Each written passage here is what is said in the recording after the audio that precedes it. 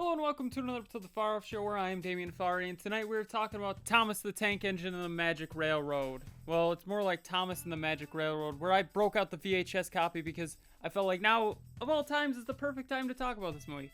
Why is it the perfect time? Because nobody can travel. Let's talk about talking trains, because that just makes sense for some reason. So, I broke out the VHS. As you can see, it's a little messed up, because this was one of my favorite movies when I was a kid.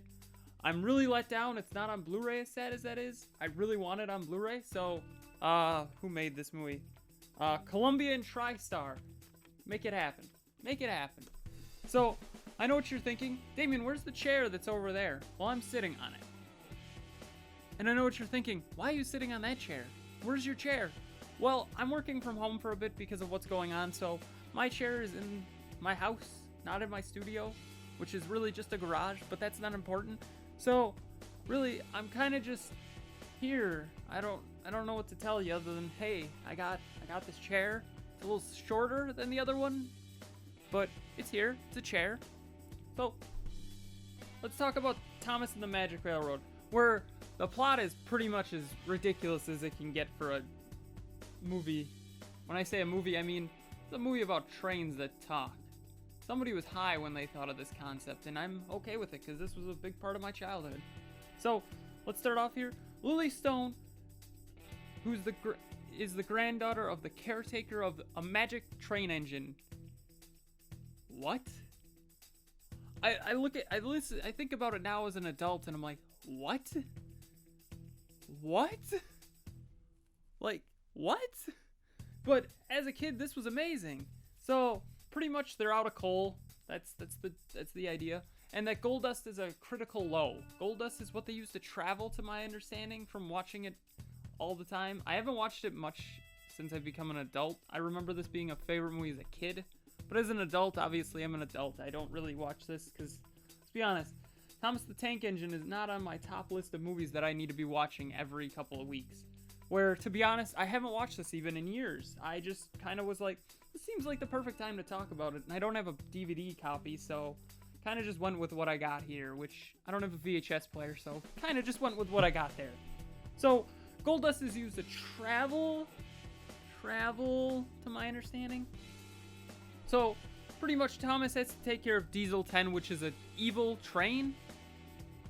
A diesel engine, I guess, that has a claw on the top of it, and it claws at people, and I'm like, oh, okay, this is definitely an odd experience already. I mean, this sounds like someone's bad trip, and I'm okay with it.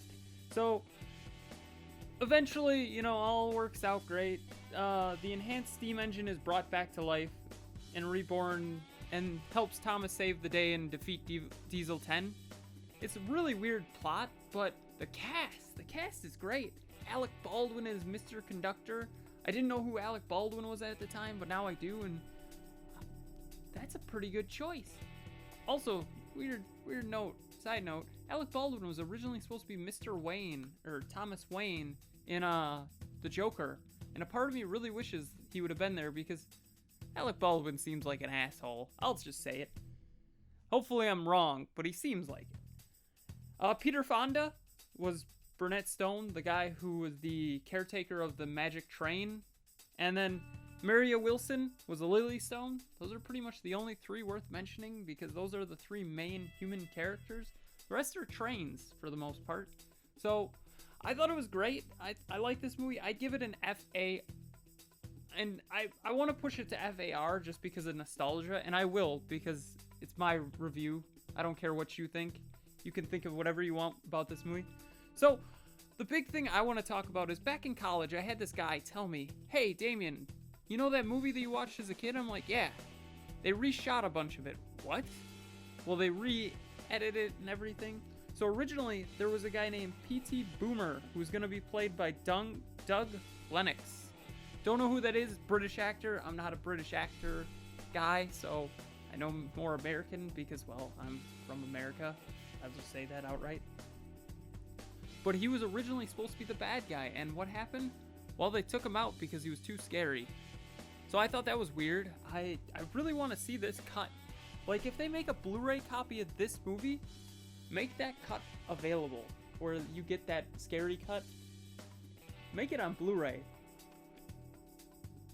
You know, make it colored, you know, the Thomas the Tank Engine blue for the case, and then little red accents for the Blu-ray logo.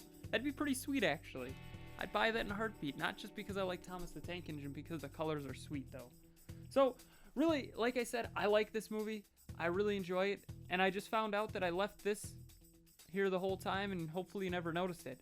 So, really, like I said, this one's kind of a weird thought one where I've kind of just went off the rails, pun intended. So, what do you think of Thomas and the Magic Railroad? Obviously, I have a fondness for it, but I'm wondering what you think. Don't forget to like, share, comment, subscribe, hit that bell icon, and have a far off night.